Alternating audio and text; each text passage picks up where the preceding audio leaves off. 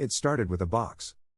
A dusty, half-crushed cardboard box sitting on a steel shelf in the evidence room of the Ashford County Sheriff's Department.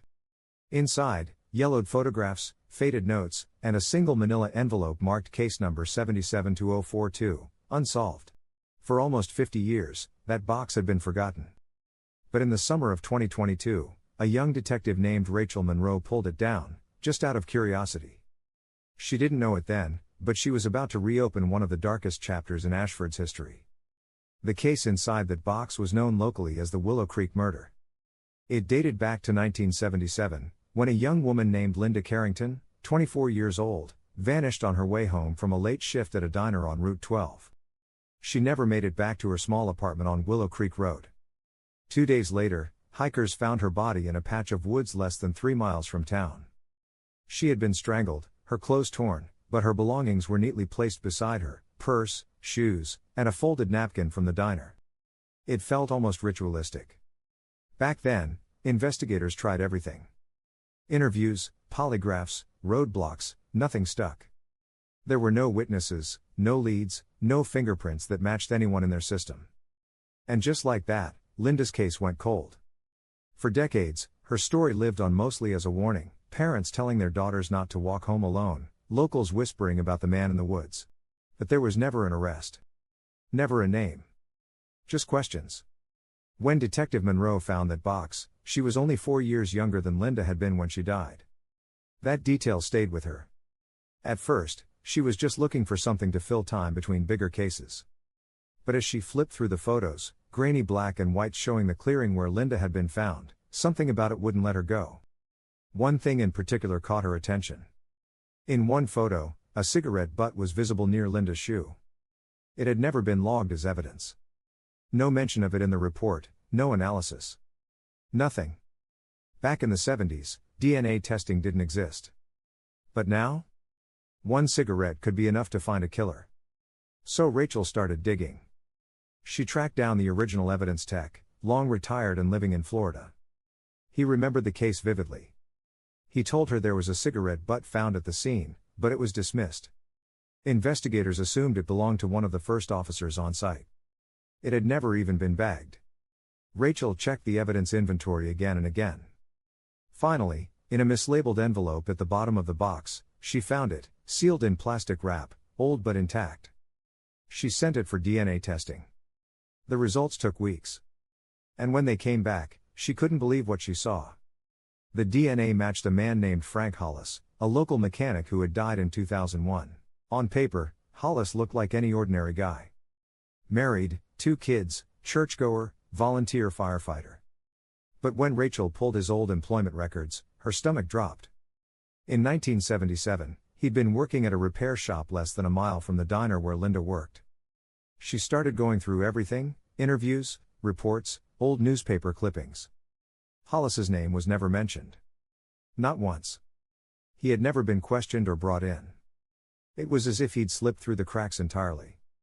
Rachel tracked down his daughter, Melissa Hollis, now in her 50s. She was hesitant to talk at first but eventually agreed to meet. She remembered her father as strict but kind, the kind of man who fixed neighbors' cars for free and helped organize the summer fair. But when Rachel showed her the case file, Melissa grew quiet. She said there had been something strange around that time. In the summer of 1977, her father came home one night with scratches on his hands and a torn shirt. He told his wife he'd been helping tow a car from the creek. But the next day, he burned the clothes in their backyard. He'd never done that before. Rachel couldn't shake the image, this seemingly normal man, standing over a fire pit, watching evidence turn to ash. And then came another detail. Melissa remembered her father kept a small box in the garage, locked, always hidden under a tarp. After he died, she threw most of his stuff out.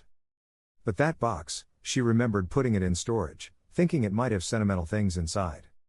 When she checked, it was still there. Inside were old photographs, car parts, receipts, and a napkin. A white diner napkin with faded red lettering, Harlan's Diner. The same place Linda had worked. When Rachel compared it to the one in the evidence photos, it was an exact match, right down to a faint coffee stain in the corner. There was no longer any doubt. Frank Hollis was the man who had killed Linda Carrington. But what haunted Rachel most wasn't the who, It was the why. Hollis had no criminal record. No violent history. He wasn't known to harass women or cause trouble. To everyone who knew him, he was dependable, quiet, the guy who'd help you move a couch or fix a tire. So what pushed him to murder? Some believed it was opportunity. Others whispered about darker tendencies hidden behind a polite smile. Then Rachel uncovered something that shifted the entire narrative. In 1976, just a year before the murder, Linda had filed a police report about a man harassing her after work. She said he kept showing up outside the diner, offering her rides, leaving notes on her car. The name field on the report was left blank. But the description, brown hair, stocky build, grease-stained hands, matched Frank Hollis exactly. The case had been closed without follow-up. Maybe the officers back then didn't take it seriously. Maybe they didn't want to ruin a good man's reputation. But one night, when Linda refused another ride, it might have turned into something much worse. As word of the solved case spread, Ashford felt the full weight of history catch up. For Linda's younger sister, Margaret, now an elderly woman living in a nursing home, the news was bittersweet.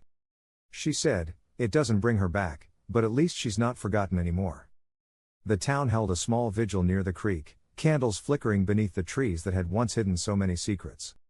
Rachel stood there too, the night quiet except for the sound of crickets and the soft rustle of leaves. She thought about the years that box had sat untouched, collecting dust. About how close it had come to being thrown away during a records cleanup. And about how one cigarette, something so small, so ordinary, had finally spoken for someone who couldn't. For decades, people in Ashford had believed monsters lurked in the dark. But sometimes, the truth is worse.